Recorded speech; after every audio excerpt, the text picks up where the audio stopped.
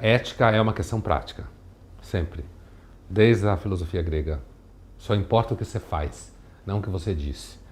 E é assim que as pessoas aprendem, os filhos com os pais, por exemplo.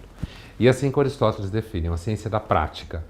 Ninguém é corajoso estudando coragem. Você só é corajoso diante do risco, ou seja, diante da prática. Então, em relação ao discurso das gerações mais jovens, eu acho que a gente leva os mais jovens muito a sério, né? E isso está fazendo muito mal a eles, inclusive. Não só do ponto de vista do mundo em geral. A contradição a qual você se refere, pregar tudo com ética e propósito e fazer pequenos ilícitos, eu acho que a contradição se resolve se a gente perceber que, na realidade, o discurso deles é só inconsistente. Marketing de causa, essas coisas, é tudo marketing, né? Essa ideia de que é contra a corrupção, mas se ele tiver que fazer um negócio que começar a dar errado, o negócio que ele está brincando, que o pai banca para ele, ou a mãe banca para ele vai acabar não sendo tão honesto assim, já que ele não é na hora que ele baixa coisas da internet. Isso é que importa.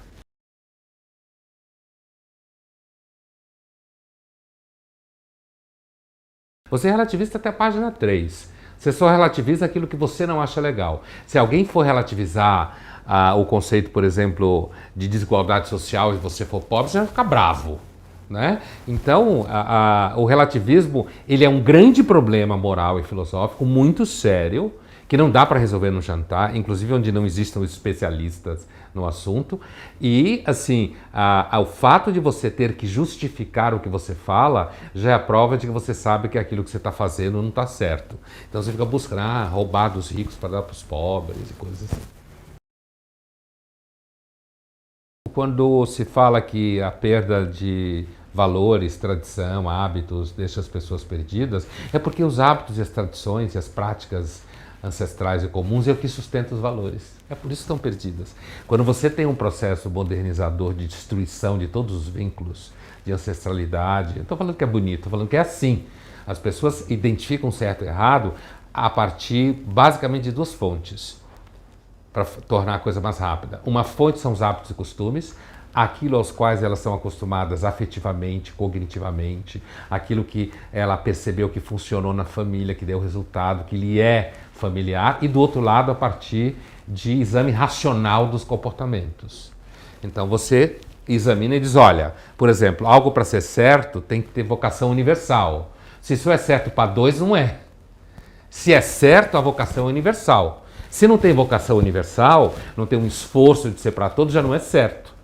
Então, certo e errado é uma coisa muito difícil de dizer, mas as fontes, basicamente, ou é o análise racional dos comportamentos e, do outro lado, hábitos e costumes, que quando são destruídos, as pessoas ficam confusas.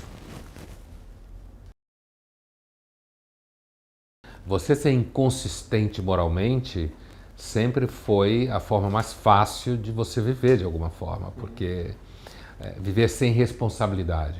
E a vida com responsabilidade pode ser uma vida mais ou menos sem graça, né? Assim, é por isso que até no discurso de pessoas assim é mais distante de qualquer reflexão, acha chique alguém que chuta o balde, sabe aquela história, torce pelo Ricardão, torce pela amante, acha a esposa uma idiota.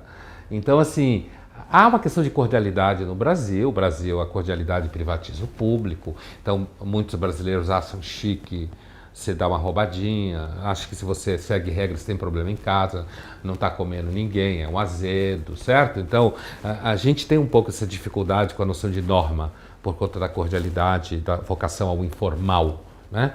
E a privatização do público. Mas, indo além dessa identidade mais brasileira nacional, essa ideia de que, então, é chique ser revoltado, é chique, isso virou produto nos anos 60 lá, virou calça jeans, como a gente sabe, virou camiseta, e isso se transformou assim numa identidade de consumo, que até pessoas mais velhas querem. Então, eu quero ser questionador aos 60 anos. Então virou uma espécie de comportamento de consumo. Daí a inconsistência constante, né? E você passar a imagem que você não é careta, que você parece com um jovem de 17 anos.